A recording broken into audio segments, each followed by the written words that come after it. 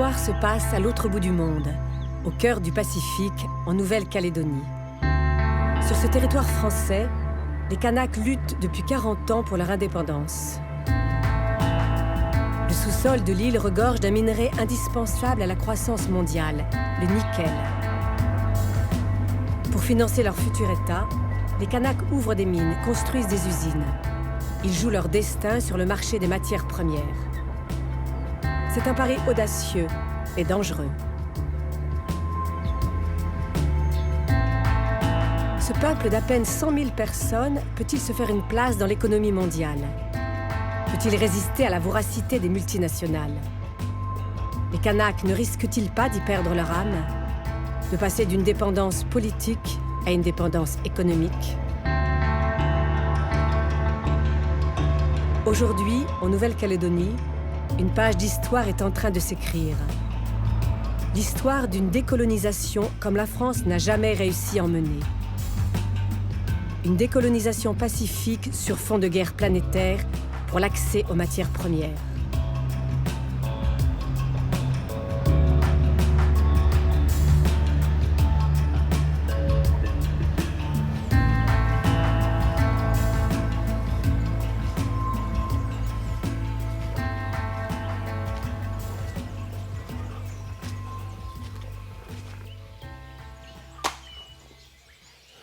Chibaou est l'origine de ça.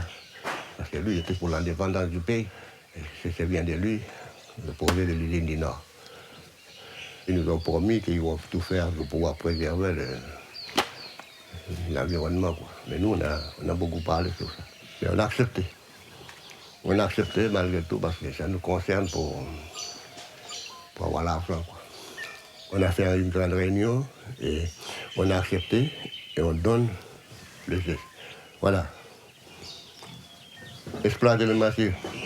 Faites tomber les cailloux, bougez ce qu'il y a, bougez, faites tomber ce qu'il y a tombé, sortez du minerai.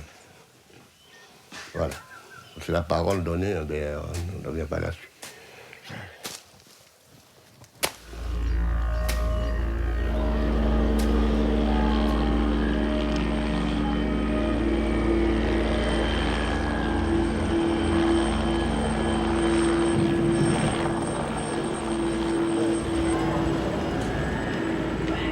En 1988, la Nouvelle-Calédonie était au bord de la guerre civile.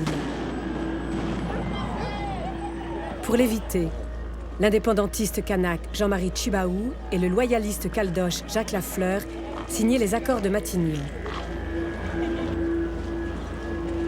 Les Kanaks obtenaient le pouvoir politique et économique là où ils étaient majoritaires, dans le nord du territoire et aux îles Loyauté.